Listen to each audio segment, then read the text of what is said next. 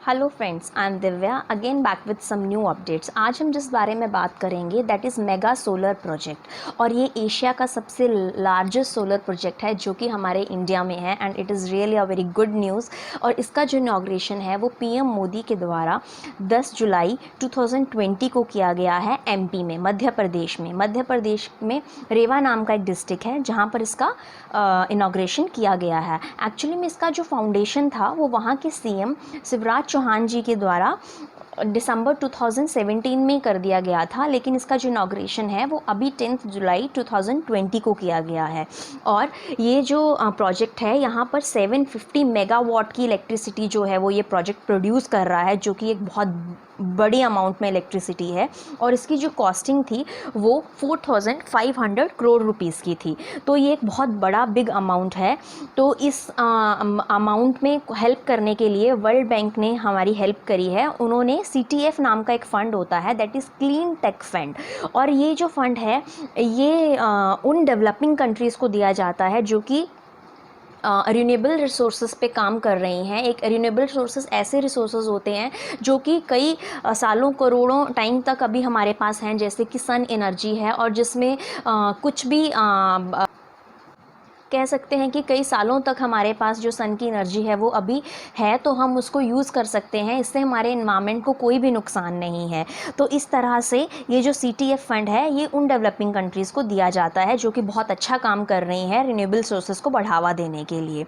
Actual में जो ये प्रोजेक्ट था वो रेवा अल्ट्रा मेगा सोलर लिमिटेड के द्वारा देखा गया है, मतलब उन लोगों ने इस प्रोजेक्ट पे काम किया है। और ये जो प्रोजेक्ट है वो सिर्फ स्टेट गवर्नमेंट का नहीं है, इसमें 50% जो स्टेक था वो सेंट्रल गवर्नमेंट का था और 50% स्टेक जो था वो स्टेट गवर्नमेंट का था, एक जॉइंट वेंचर था। और इसमें जो solar energy corporation of India के 50% स्टेक थे और MP ऊर्जा विकास निगम के 50% स्टेक थे, तो ये एक तरह का जॉइंट वेंचर था। और इसको 1500 हेक्टेयर के एरिया में ये प्रोजेक्ट है, जिसको 3 पार्ट्स में डिवाइड किया गया है, 500, 500 एंड 500। सब पार्ट्स में से इलेक्ट्रिसिटी को प्रोड्यूस किया जाएगा और फिर उसको यूज़ किया जाएगा।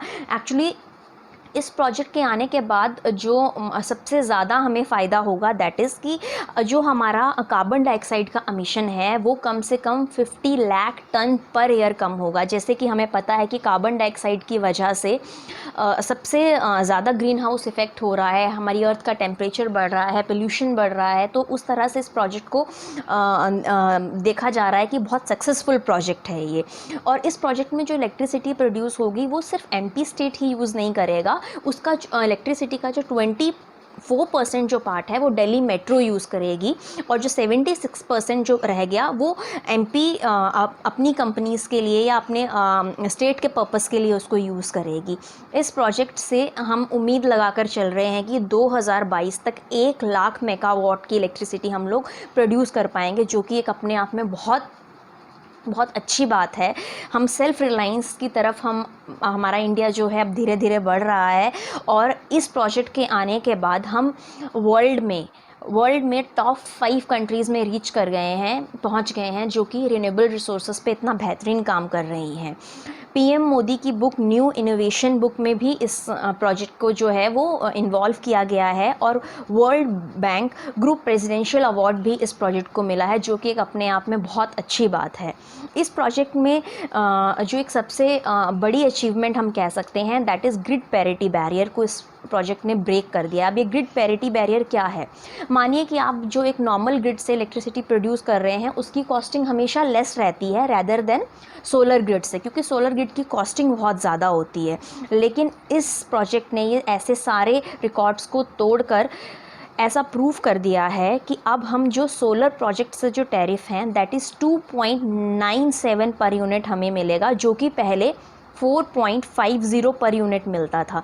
तो मतलब लगभग ₹2.5 का जो पर यूनिट में फ़र्क रहेगा। और ऐसा हम लोग अनुमान लगाकर चल रहे हैं कि आने वाले टाइम पे ये 0.05 पर यूनिट हो जाएगा, जो कि अपने आप में बड़ी बात है अगर हम इस लेवल तक पहुंच पाते हैं। तो आई होप आज की वीडियो आपके लिए इन्फॉर्मेटिव रही होगी। So if you like my video please do like, share and subscribe. जय हिंद, जय भारत।